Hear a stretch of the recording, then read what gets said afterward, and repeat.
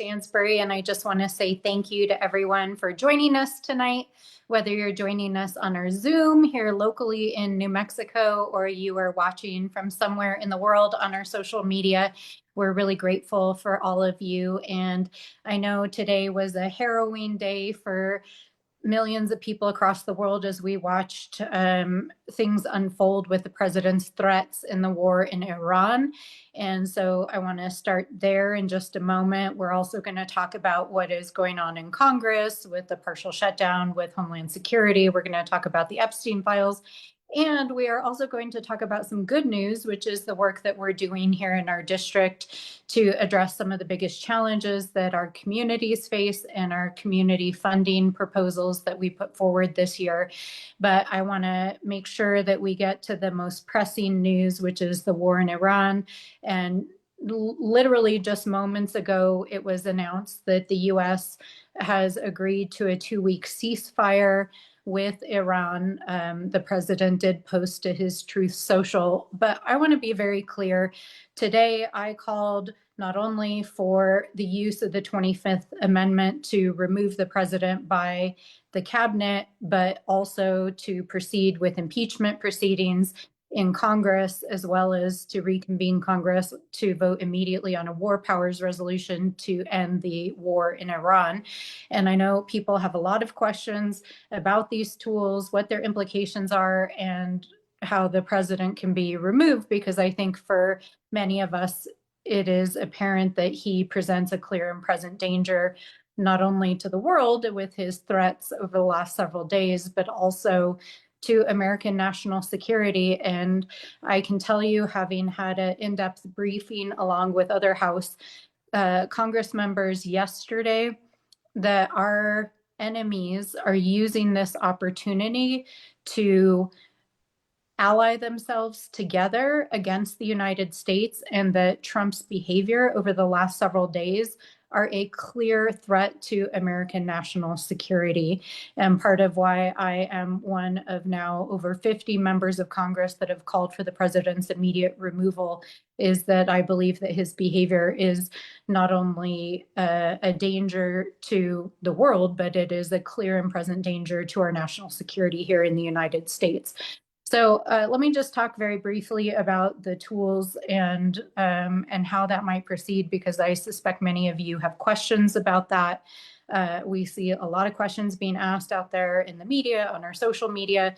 So let me just talk about the tools that do exist constitutionally. I know a lot of people are asking, well, if the president is breaking the law, if the president is waged an unlawful war, why doesn't someone just go arrest him and make it stop?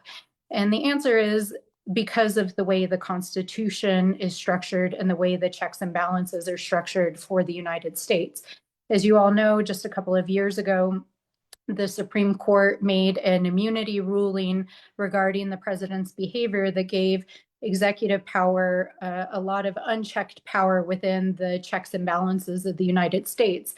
But the Constitution is very clear that there are 3 branches of government, and that Congress is the Article 1 branch of government, and it is Congress's responsibility to hold the executive branch in check. And in fact, when our founding fathers actually launched this grand experiment called the United States, they didn't even create the presidency as we imagine it now, because they were so fearful of abuse of executive power. And for the first several years of the United States, Congress was the governing body for the United States. That is why Congress is the Article 1 branch of government. And when eventually the presidency, it is currently imagined, was created, our founding fathers and the Constitution was very clear that the check and balance on the executive branch and its power would be exercised by the people through Congress. And that is why Congress has the power of impeachment to hold a president accountable and to remove him for high crimes and misdemeanors. But as our government evolved over many years, ultimately after JFK's assassination in the 1960s, we eventually adopted a 25th Amendment in 1967, which dealt with the issue of succession. What do you do if a president is incapacitated? And how do we address some of the unanswered questions in the Constitution? And so we have these two tools for presidential removal. We have impeachment, which is laid out in the Constitution and is squarely in Congress's wheelhouse. And we have the 25th Amendment, which is a executive tool with congressional oversight, which allows the cabinet to remove an incapacitated president. So I'll just break it down super quick. Impeachment, the grounds for impeachment, there has to be a vote on a resolution to proceed to an impeachment in the House. In order to get to that vote, you have to have enough votes to actually pass it in the House. So for people who are saying, well, why aren't you impeaching him right now? The answer is we do not have the votes in the House to move to a resolution on impeachment. And the reason we don't is because Republicans thus far have failed to uphold their basic constitutional duty to hold this president in check and have been unwilling to entertain using the tools of Congress to constrain the president. And so until we have 218 votes to move to a resolution for conducting an impeachment investigation, we can't impeach. And that's why we are calling for our Republican colleagues to do the right thing. But here's the thing, we need 4 votes. Democrats are in the minority in Congress by 4 votes, and we would need 4 votes to move to a resolution to begin impeachment proceedings. As is laid out in the Constitution, the House impeaches, meaning they do the investigation, and then if they were to recommend an impeachment and removal, they then would refer that to the Senate. Then the Senate has to do their part in investigation, and then the Senate has to vote with 2/3 of the majority for actual removal. And so a lot of people are saying, well, Trump was already impeached twice and he was still able to serve. And that's because the Senate did not vote by a 2/3 majority after January 6th to remove him and bar him from service forever. And so at this moment, at this political moment, there are not the votes either in the House to move to impeachment or the votes in the Senate for removal. You would need 2/3 of the Senate to do that. And there just simply is not enough political will amongst our Republican colleagues to do that. Now, regardless, we still have to call for it because it is our constitutional duty. The other tool that we have under the Constitution is the 25th Amendment. And the 25th Amendment, like I said, was adopted in the 1960s. It was to clarify things in the Constitution that were unclear about succession, when and how a vice president would act if the president could no longer act. And Article 4 is the piece that deals with removal of a president who is incapacitated. In order to invoke the Article 4 of the 25th Amendment, the vice president himself would have to essentially make the motion to remove the president, and he would have to be able to demonstrate to Congress that the majority of the cabinet agrees with that assessment. The vice president would transmit that to Congress, and if the president did not contest it, then the vice president could immediately take over as president. Now, J.D. Vance is today in the country of Hungary, where he is actively campaigning for Viktor Orban, who is the authoritarian leader of Hungary. And J.D. Vance actively supported the president today in his threats against Iran. And so politically speaking, we know that J.D. Vance is not at a moment where he is going to invoke the 25th Amendment. But ultimately, that action has to be started by the vice president and the cabinet. So as you can see, the tools that we have per the Constitution are complicated, they're politically fraught, and unless Republicans get a backbone and the courage to do what is right for the American people, for the Constitution, for the world, and for the safety and national security of this country, we are in a very dire situation. And so the most important thing that the American public, including myself as not only a member of the public, but also a member of Congress, can do is to continue to put pressure on our Republican colleagues to do the right thing and to step up in this moment. So I know a lot of people are asking, well, why are all these Democrats just posting things to social media? It's not just to communicate to the public where we stand on this issue and to the world, but it's also to communicate to our colleagues across the aisle that we need them to get the courage to do the right thing in this moment. And I know many of you ask me all the time, what's going on with Republicans? Do they see what's happening? Do they understand what's happening? And I think all you have to do is look at the list of conservative commentators who have come out publicly over the last 3 days and made statements, whether that's Alex Jones or Marjorie Taylor Greene or others who helped to actually elect the president. And their statements, even Tucker Carlson, are saying that it's clear the president is lost it, is unfit, and is a clear and present danger. And so I think that it is a sad state of affairs when you have social media influencers who are more willing to say what is so plain to the American people than members of Congress doing their constitutional duty. But we just have to continue to raise the issue, to demand action. And that means all of us, whether we're colleagues or you're the public, calling your Republican members of Congress and demanding action. And so I encourage people to continue to do that. So that is the most, of course, immediate issue going on. I know folks probably have lots of questions about the war. Obviously, I am 100% opposed to this war in every possible way. It is costing the American taxpayers over $1 billion a day. The president has just requested another $1 trillion in the budget at the expense of fundamental, social welfare, children's programs, education, and science to try to fund additional funding for the war. And I'm a hell no on his budget on every possible front.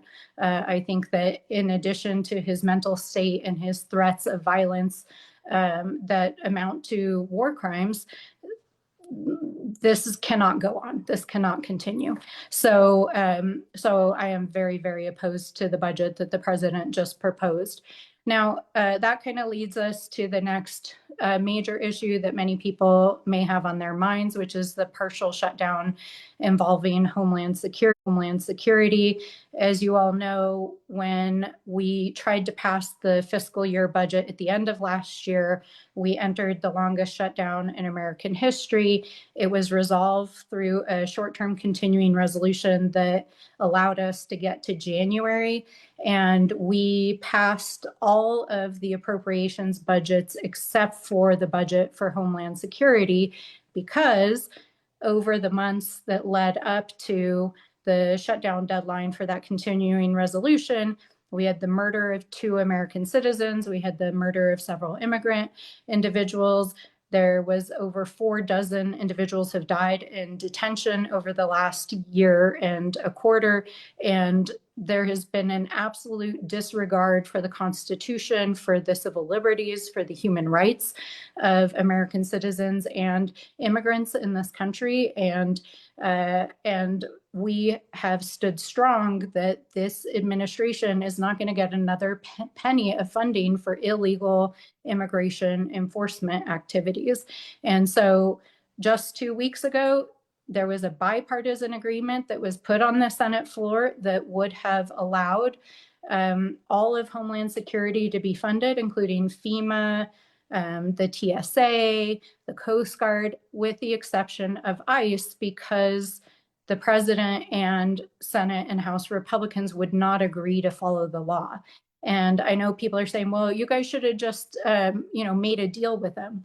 There were many, many opportunities for the White House to agree to say we will require judicial warrants, which is what the Constitution says for immigration enforcement, to take masks off of ICE agents, to strengthen law enforcement protocols, but they were unwilling to even agree to baseline legal requirements that are already in the law.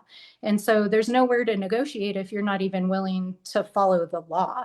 And so what eventually was agreed was that we would fully fund the other critical pieces of Homeland Security, FEMA, and TSA, and this issue around ICE and Border Patrol would be dealt with separately so that we could pay our federal workers. It passed the Senate unanimously 2 Thursdays ago. It came over to the House, and House Republicans were so mad at Senate Republicans that they refused to pass the bill. And so I know that there is some presentation of what's happening as strife between Republicans and Democrats, but at this point, the Senate Republicans and Democrats are already on the same page on funding, and it was the House Republicans fighting with House Republicans and Senate Republicans that kept the government shut down. So all of us on the Democratic side of the House are demanding that the speaker call us back, that we take a vote to reopen those parts of the agency that are critical for the security and safety of the country. But my position has been clear since day one. Not a single penny more for ICE. They receive billions of dollars in the big ugly bill, and we should not be giving them a penny more. And so that saga is playing out, continuing probably into the following weeks as we see. So lots of heavy stuff going on. I know a lot of you have also been asking about what is going to happen with the Epstein case, especially after Pam Bondi was fired last week. We now have 2 cabinet secretaries who have been fired. I want to just note that the effort to have them removed is really a victory for the public and for our oversight, even though we don't have the votes as the minority party in Congress to remove individuals who've been breaking the law. We did file articles of impeachment for both Kristi Noem and Pam Bondi. And in the weeks afterwards, our investigations, public pressure, hearings, and then ultimately, the embarrassment of these individuals in front of the White House is what ultimately led to their removal from cabinet secretary positions. And so from our perspective, that's a victory. But certainly they're not off the hook. And I want to be very clear that Kristi Noem is complicit in the murder of multiple Americans and immigrants in this country. She's complicit in breaking immigration enforcement laws, illegal deportations. She's complicit in the embezzlement of millions of dollars. And we will hold her accountable. And I do believe ultimately there will be criminal charges brought against her and others who engaged in criminal behavior, and there's ongoing investigations into that. With regards to Pam Bondi, as of today, she is officially removed from the AG position, and Todd Blanche, who's the president's personal deputy or personal defense lawyer, is now acting as the attorney general.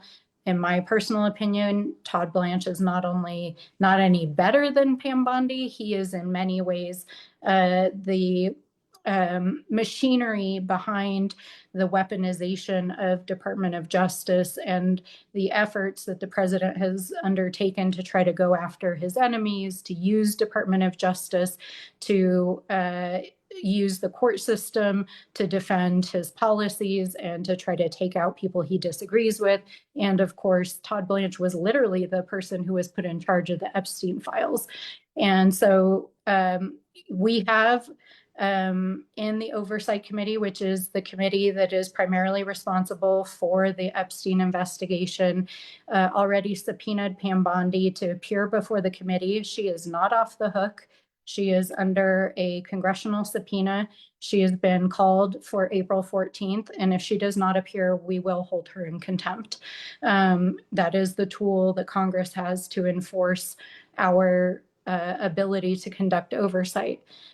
In addition to our investigations into the Epstein case, we still have probably a dozen depositions of different people who were involved in the case, people who had knowledge of what happened, federal officials and others Those are being scheduled on a rolling basis, and some of those have been announced. Howard Lutnick is one of the individuals who we have asked to testify in a deposition, and his deposition was scheduled today. And so those are ongoing investigations. But I want to be clear, the U.S. Department of Justice has not complied with the Epstein Files Transparency Act. I believe that they have both civil and criminal liability for failing to comply with the law. And the real challenge at this moment is that the federal law enforcement for compliance and breaking federal law is DOJ. So what do you do when the cops are breaking the law? And so Congress is conducting our oversight. Our tools that we have in Congress are our sworn statements and depositions, holding individuals in contempt and impeachment. It is part of why we filed an articles of impeachment against Pam Bondi. If Todd Blanche fails to comply, as we expect he will, with the Epstein Files Transparency Act, and he continues on the same path that Pam Bondi did, I highly suspect he will also come under articles of impeachment, but we'll see what happens in the coming days. In terms of New Mexico's own investigation into the Epstein case, I know many of you have been asking questions about that. New Mexico passed a unanimous Truth Commission through our legislature just a few weeks ago. We're so grateful and proud of the work that they're doing. The Truth Commission is in the process of hiring their investigators and beginning to put together the story of what happened here in New Mexico. And New Mexico's Department of Justice, our AG, has launched a criminal investigation into Zorro Ranch and into the reported crimes that happened here in our state. And as the chair of the Truth Commission has said many times, the ultimate goal is to turn the Epstein files into Epstein trials.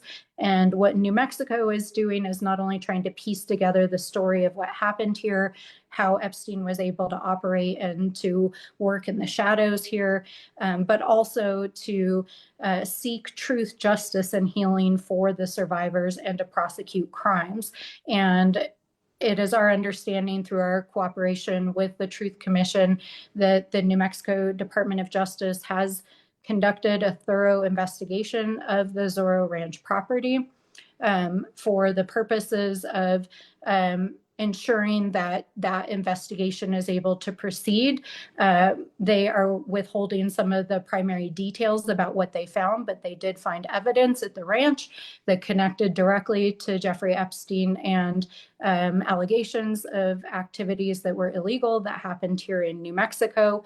And the Truth Commission is working very closely with New Mexico's Attorney General to identify a path forward to convict individuals who may have committed crimes here in New Mexico. And so I know there's not a lot of daily updates on what is happening here in New Mexico, but I can tell you that the wheels are turning and that those investigations are happening in a very serious and sustained manner with the end goal of bringing justice and accountability for any crimes that happened here in New Mexico.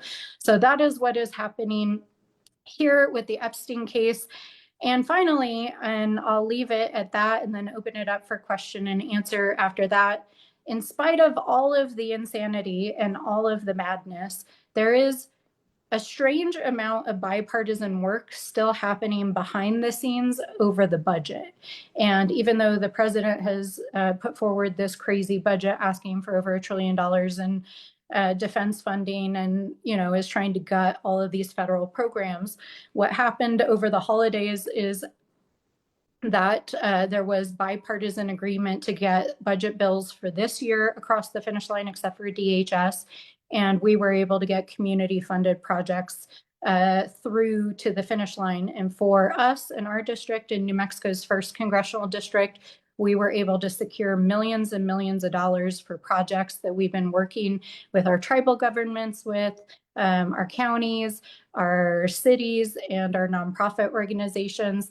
And we're now preparing for the community funding cycle that is coming up this year. And we're hopeful, although it's very unclear, obviously, what's going to happen in Congress in the next few months, that we get those projects across the finish line. And we've requested funding for 20 projects. They total $144 million. and they cross all different areas that are really crucial for New Mexico. For those of you that have been following our work for the last 5 years, we have leaned in around public safety and behavioral health, addressing the opioid and addiction crisis here in New Mexico. So we're requesting funding for emergency response centers in our rural communities in Valencia County, in Torrance County, and Lincoln County. We're requesting funding for a slew of behavioral health programs, including statewide peer support programs, programs that help provide transitional housing for people who are coming out of addiction or off of the streets or out of incarceration. We have a slate of funding requests for housing and affordable housing, trying to address both issues our communities are facing around a lack of affordable housing stock and getting families and young people into housing, as well as helping people who have lost their homes and are homeless to help them get back into housing. We have a statewide proposal to expand Roadrunner food banks, statewide distribution program to expand food access for families across the state. We have a series of water projects that would help to address the drought this year with the low snowpack. We have a huge amount of funding we've asked for to upgrade acequias and irrigation districts, working with our tribes here in the middle of Rio Grande to address wastewater challenges that our communities here in Tierras and Carnuel have, as well as in Rio Rancho. And one of the big projects that we're most proud of this year is a project that we're doing in partnership with the city of Albuquerque and some of our nonprofit organizations and businesses that work with the AAPI community to build New Mexico's very first Asian American and Pacific Islander cultural center for the state. And this would be a major cultural anchor. We have an incredibly diverse AAPI community here in our state, and this will be a center to celebrate the history and cultures that are so much a fabric of who we are as a state. So we're very excited about that project. So as you can see, we are just constantly working on all fronts, but I want to leave time for you all to ask questions. And so with that, I'll turn it back to Felicia to open it up. Thanks, Congresswoman. This group of questions has been posted on all of our socials and on the RSVP link. So somebody's asking for clarity. Are you saying we can and should call the GOP members from other states, even if we aren't their constituents? What can I do to add pressure to my Republican representatives to rein in the president? And how else can we help? They've called their reps and senators, but what else can they do? So the answer to that question is absolutely yes. We get asked this question all the time. Does it matter to contact your member of Congress? And the answer is yes. And in fact, I can tell you that even over the last, 72 hours, especially since the post that the president put online on Easter, my office has received hundreds and hundreds of calls from New Mexicans. Even though you may not have reached me personally in the call, my staff have taken your calls, they have taken the messages, and all of that comes to me. So I know that New Mexicans are scared, are angry, and are calling for an end to the war and for the president to be removed. And so we get reports as members of Congress of all the incoming calls and correspondence and emails that we get. So absolutely keep calling, keep putting the pressure on our Republican colleagues. I will say that when you call a congressional office in general, the practice that most congressional offices do is they ask you your zip code.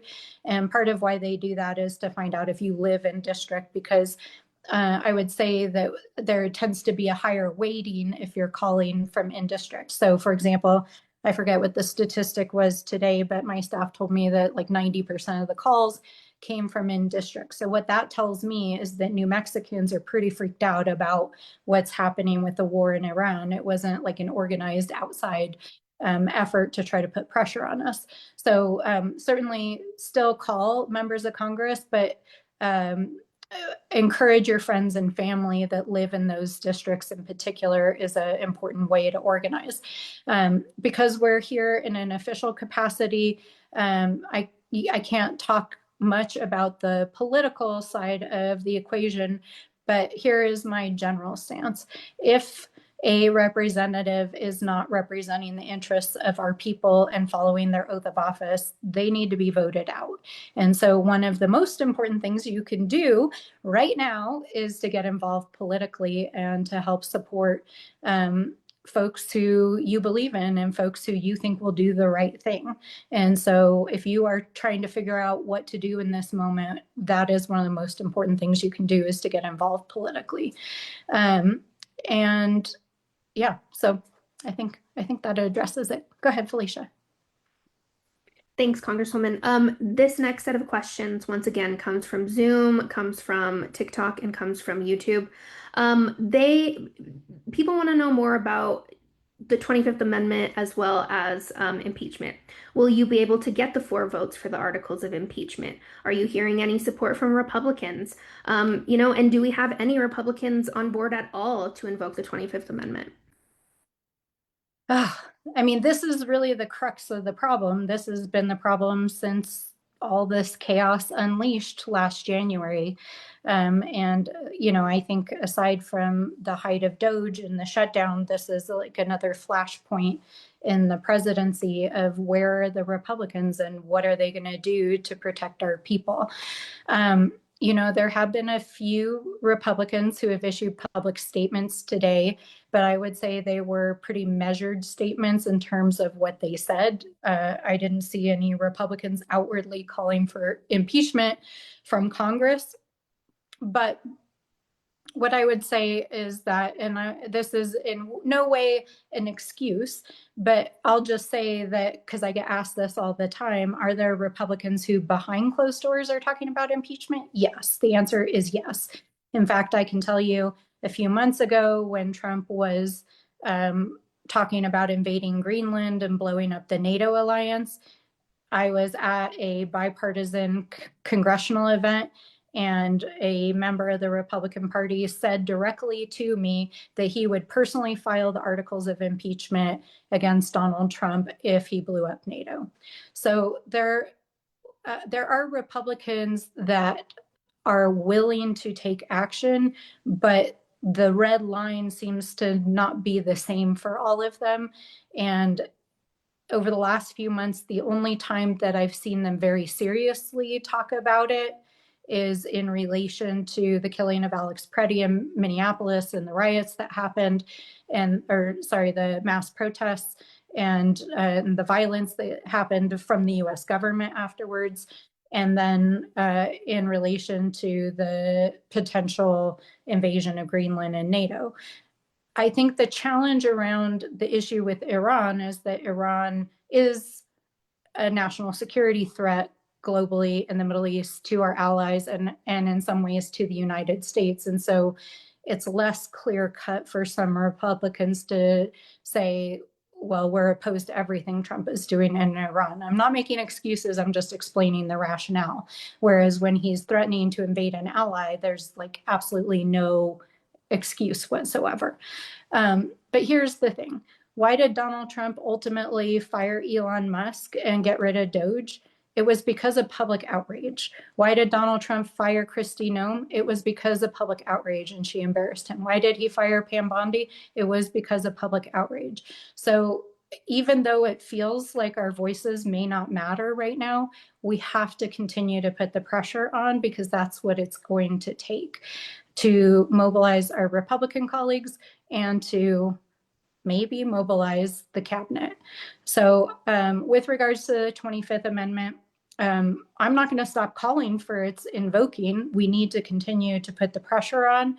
But at the current moment, because it's an action that the vice president has to take, and today he was supporting the president, the likelihood that the vice president is going to invoke the 25th Amendment at this moment is pretty much nil. But that doesn't mean we shouldn't keep up the pressure, right? If you remember, in the days after January 6th, this is when the discussion around the 25th Amendment really came to the fore. And at that time, there were at least a dozen cabinet members that were so outraged by January 6th that they were actually actively talking about invoking the 25th Amendment. And we did impeach the president in the House, but they did not vote to remove him in the Senate. So he was never fully convicted, which would have disqualified him from serving again. The same is true with impeachment. Will there be enough outrage to get 4 Republicans to cross the line? I hope so. I mean, the future of our country depends on it. And so we need to continue to put public pressure on them. But there is no other constitutional mechanism to remove a president at this moment besides these 2 mechanisms. And so that's how they operate. That's what's required. And that's why the only answer here is either public pressure on existing public officials or political pressure to win back the House and to put the checks and balances in place. And so it's not an either or strategy, it's an all of the above. Thanks, Congresswoman. This next question comes from Instagram. Can House Dems come back on their own and just sit in the chambers until Republicans come back? So we can certainly go back to Congress. As you guys probably recall, during the shutdown, we were shut down for over 40 days and Democrats were there throughout. We could not sit in the chamber because they locked us out. We were physically locked out of the chamber. And so one of the things that I really want to emphasize is that we don't control the chamber, including like unlocking the doors. The person who controls the chamber in the House is the Speaker of the House. And as long as Mike Johnson is unwilling to act, whether that is accountability of the president or taking action to pass this bipartisan bill for FEMA and TSA funding, we don't have any options to compel action with the exception of discharge petitions. And even then, Congress has to be in session in order to call up a discharge petition. So basically, there's this mechanism in the House rules that if you can show that you have the votes, so if you can put together 218 votes, you can basically get enough signatures to discharge a bill to the floor to take a vote. And that basically goes around the speaker because the speaker has to call bills up to the floor. A rank and file member cannot call a bill up to the floor unless it's a privilege resolution or one of these discharge petitions.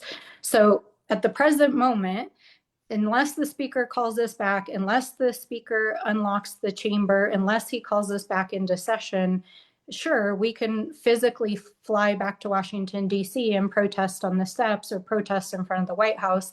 But the question is, does that change the political dynamic? And I know a lot of people are calling for us to do that. I'm certainly open to it.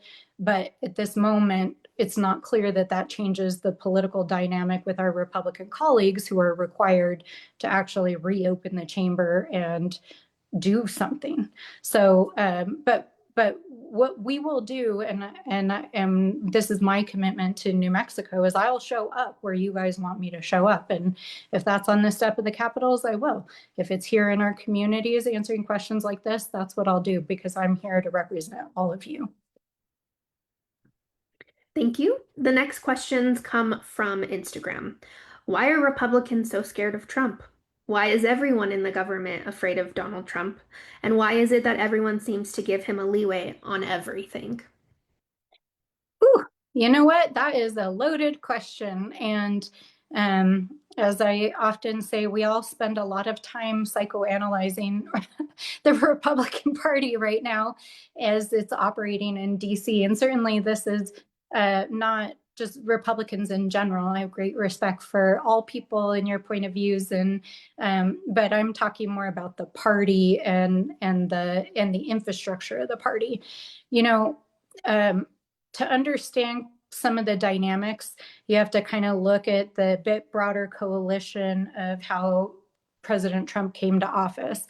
You know, the coalition of people that brought him into office was people that came out of the Tea Party movement. They were people that came out of the MAGA movement. You had some old school Republicans. They're probably more like people like my grandparents who were, you know, good Catholics and just believed in a conservative way of life. And, you know, and then you have kind of a new crop of independent, I don't even know how you describe, but, you know, people like Marjorie Taylor Greene who they came in on this sort of wave of excitement of change, and had their own views about the world. And now that they're sort of seeing how the MAGA coalition is falling apart, or like, this is not what we voted for. And so when you understand that the presidency is really built on this coalition, each of these factions are wanting different things. And at the end of the day, the only great unifying force of the entire coalition was the president and the media and social media empire that brought him into the presidency. And so he has had such an overarching power with the electorate that people are afraid to cross him, because he'll primary them, meaning he'll support a candidate that's running against them. He'll bring in his billionaire donors to spend millions of dollars on campaigns, which can be extremely difficult in races, especially in low income areas. Um, he threatens to veto bills that would help people, constituents in their districts. And as I understand it, the president personally threatens and bullies people directly. And I could give you so many anecdotes of all of these examples. For example, Lauren Boebert signed on to the Epstein files petition, and then the president, to retaliate against her, vetoed a water project in Colorado that would have brought clean water to thousands of Coloradans. In the case of Thomas Massie, who has not only passed the Epstein Files Transparency Act, but also brought a war powers resolution, Donald Trump brought in one of his billionaire donors and is currently spending, between $5 and $10 million trying to win a primary against Thomas Massie right now. So there's all these examples of the ways in which the president is using money, power, politics to get what he wants. And that is part of the equation.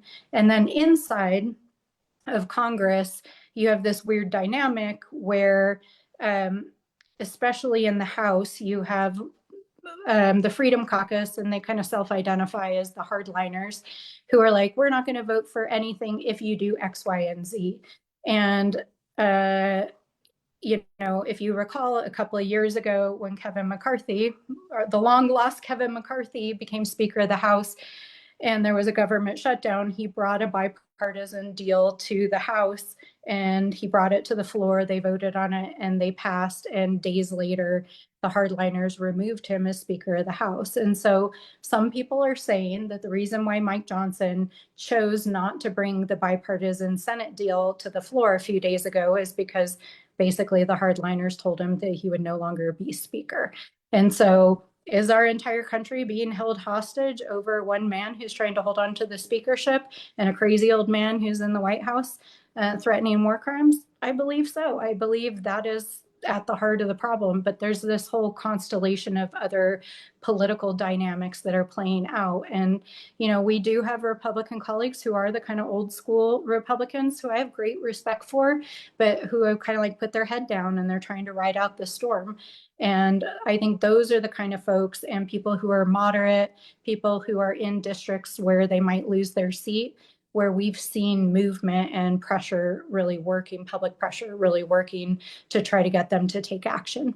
So that's my best analysis of what's going on in the Republican Party and why people are scared. Thanks, Congresswoman. I'm going to switch gears on you just a little bit. Can you give us an update on Chaco Canyon? And besides, protest letters, what else can we do to protect Chaco Canyon? I am so glad that you asked about that. Let me just start out by saying Chaco Canyon is sacred. Chaco Canyon is not just a single place, but a landscape. And I want to just give a little context, and then I'll talk about the actions that you can take. So for any of you that have never been there before, Chaco Canyon, there is a national park, a national monument about 40 miles south of Farmington, New Mexico, which is the largest ruins of the Chaco complex. And many, many millions of people from all over the world have traveled and visited there. It's a World Heritage Site. It's a sacred place. But the Chaco landscape actually spreads across miles in every direction from that central city. And I think it's useful to think in analogy that in the Puebloan world as Chaco Canyon was founded and existed over many, many centuries, it was a spiritual hub for Pueblo people. It was also a major trading hub all across North America and with Central America. But it was also a place where people came to pray. And to this day, it is a living, holy landscape. There are kivas all over that landscape. There are still ceremonies that are carried out in that landscape. There are still spirits in that landscape, and there are ancestral remains across that landscape that are sacred and holy to the Pueblos of New Mexico, as well as to tribes in Arizona. And it's also a landscape that is a checkerboard of Diné Navajo families for whom that landscape is not only ancestral and sacred, but also where many Navajo families live today. And so it's a very complex landscape. In 2021, initially, when Deb Haaland was Secretary of Interior, she began doing tribal consultations to look at protecting the greater landscape of all of those complex of holy sites, to protect them from oil and gas drilling on federal lands that are checkerboarded inside of there. And through extensive tribal consultation, extensive cultural studies, it was agreed that there would be a 10-mile buffer zone put around Chaco Canyon to prevent oil and gas drilling in that checkerboard area. Well, just last week on Wednesday, the Trump administration announced that they would give only 7 days for the public to comment on revoking that protection of that landscape. And it's important to understand that our Pueblos have been advocating for protecting that landscape for generations. And so the culmination that ultimately enabled Secretary Haaland to protect that landscape administratively in 2023 was decades in the making. It didn't just happen overnight. And so Donald Trump and his Department of Interior are trying to revoke those protections in 7 days. And so the 7-day comment period ends today. It's now close of business, so I believe it's closed, but I'm not sure if the portal's open till midnight. We've been encouraging people to submit letters to say no to drilling in Chaco Canyon. But in terms of things that can be done, we've been working legislatively to protect Chaco Canyon within federal legislation. Of course, just knowing all the things that are going on, it's a very fraught challenge trying to get a bill across the finish line. We've been using budgetary mechanisms to try to prevent drilling in Chaco Canyon. We've been working across the aisle. There are some very important allies like Appropriations Chair Tom Cole, who is not only one of the most powerful members of Congress, but a big advocate for Chaco Canyon. He's helped us kill bills in the past. And so asking for support from people like Tom Cole and Ryan Zinke and others who understand the importance of these tribal sacred places is an important piece of the strategy, is getting Republicans who are close to the administration to help us take action. We have had extensive discussions within the state of New Mexico, because that's where the drilling would primarily occur, of passing state legislation. If there is a special session between now and next January, or in the regular session, we could pursue state legislation. And then there are lawsuits that are either in motion or being prepared under multiple different jurisdictions to stop the drilling. And I would say that in many ways, for any of you that recall during the first Trump administration, the Dakota Access Pipeline fight in North Dakota, when thousands of people came and joined Pine Ridge in their fight to stop the DAPL pipeline, I think that Chaco is the fight that is very similar this administration. And so we just ask you to continue raising your voices, sending letters to the administration, supporting groups that are fighting this, including we work very closely with NAVA and Native Votes here in New Mexico, who's one of the principal Native organizations that is working across both Pueblo and Navajo communities. So there's lots of ways to get involved, but really appreciate you asking the question. Thanks, Congresswoman. This next question, what happens if Pam Bondi does not appear in front of Congress as ordered? So at that point, we have several options. Someone can make a motion to hold her in contempt of Congress. There's two kinds of contempt. There's inherent contempt in Congress, where essentially you could call them in front of Congress and then they'd have a trial in front of Congress. And the effect of that is political more than it is legal. And then there is a contempt. You can make a criminal contempt referral for to refer them to be tried for criminal contempt. And basically what happened, for example, a few months ago, the Clintons were subpoenaed by the Oversight Committee to do a deposition in front of Oversight in the Epstein case. And the day they were scheduled to appear, they sent a letter to the committee saying, we're not coming, and here's the reasons why we don't think we should have to testify. Well, as a result of that, someone made a motion in the Oversight Committee for a criminal contempt referral, and in response to that, the Clintons and their lawyers worked out a deal, and they were ultimately called to testify, and they did. And so I would expect something very similar to happen if Pam Bondi does not appear. We will make a motion to hold her in criminal contempt. And even with the current DOJ, you can't actively defy appearing in front of Congress. And so I would suspect that she ultimately would be compelled to testify. This next question has to do with our taxpayer dollars. So we don't want our taxpayer dollars funding war. What can you do about that? Well, I mean, the first thing that we can do is not fund Trump's budget that he submitted for next year. But I mean, at this point, Trump has been talking about bringing a supplemental. So the normal budget process, I'm a budget nerd. I used to work in the White House budget office. The normal budget process for a year is that all the agencies submit their budget to Congress around February, March. There's hearings in Congress, and then you're supposed to pass the annual budget by the end of the fiscal year, which is at the end of September. And then you have funding for the full year. But there's all these other kind of maneuvers that happen in the middle. And so one way that an administration can try to get additional funding is through what they call a supplemental appropriations bill, which is where they come to Congress outside of the normal cycle and say, give us more money because we spent all our money already. Well, Donald Trump has already come to Congress and asked for a $200 billion supplemental. And he came to us just a few weeks ago with that proposal. And obviously, I'm a hell no on that proposal.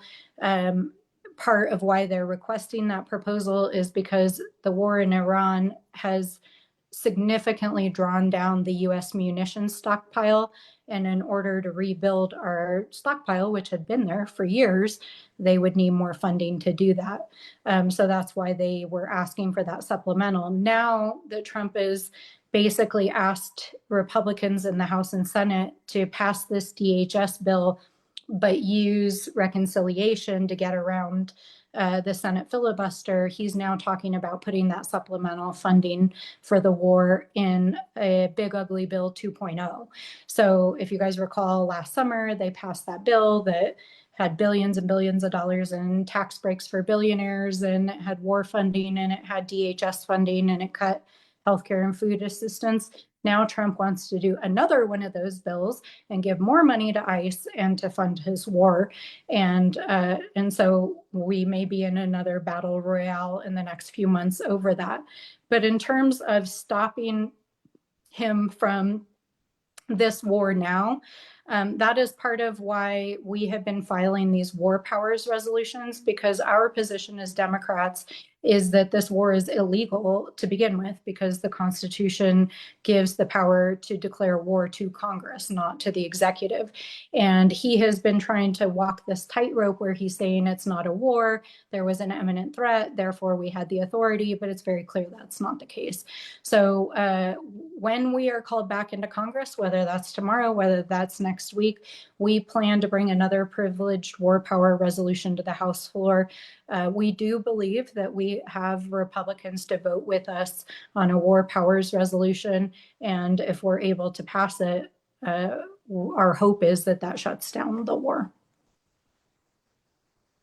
Thank you. You just answered the next question that I was going to ask you. So now I get to ask you another question. Give us the status of the Voter Suppression Save Act. Oh my goodness. Okay, all the hard questions. So the SAVE Act, just to give everyone some context, the SAVE Act is a bill that Donald Trump and Republicans have been pushing that is ostensibly a voter ID law. The reason why not only Democrats, but a number of Republicans, especially moderate Republicans, are opposed to it is it essentially amounts to a voter suppression bill because the voter ID requirements are so difficult to comply with that it would disenfranchise, I've seen numbers as high as 75 million Americans. And in particular, it would disproportionately impact women because the ability to get a voter ID that matches your birth certificate and married name if you changed your name basically would be so hard that tens of millions of women would lose their vote. And so we're very opposed to this.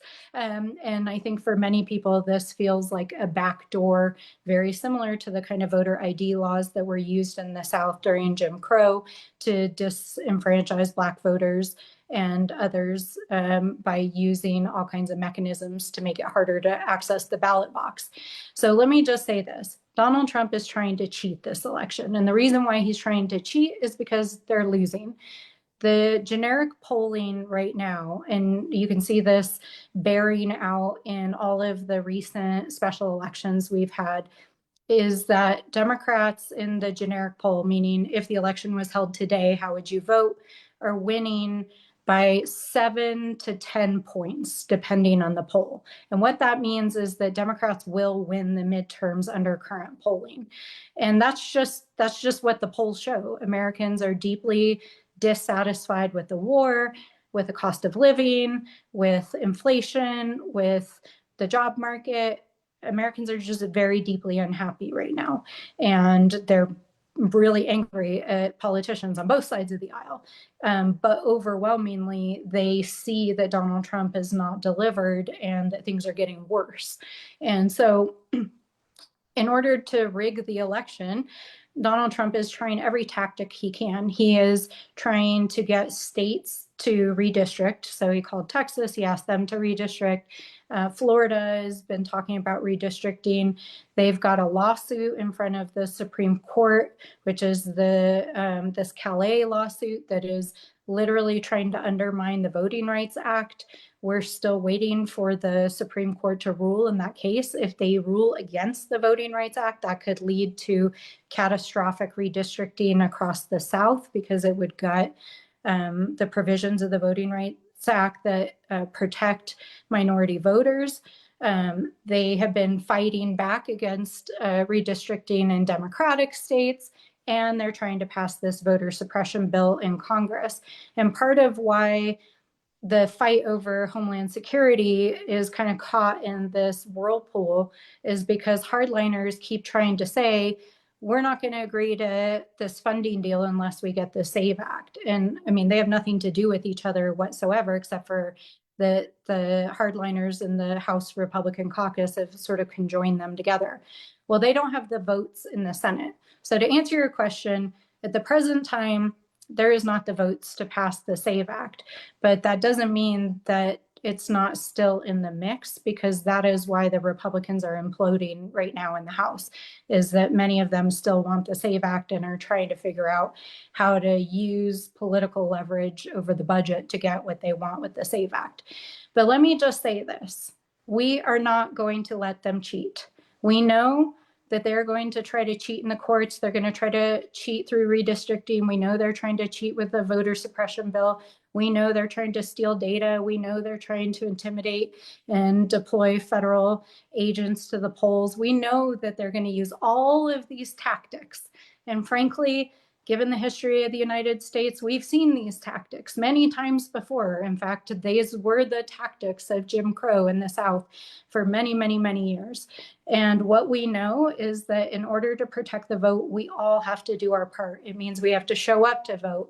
It means that those of us that are part of the infrastructure have to fight back. We are working with the National Democratic Redistricting Commission to fight back in the Supreme Court. We're fighting in every redistricting battle where the caucus, Hakeem Jeffries and Schumer and the D-Trip and the Democratic Party, the DNC, just filed a lawsuit against Trump's executive order that's illegal that he filed last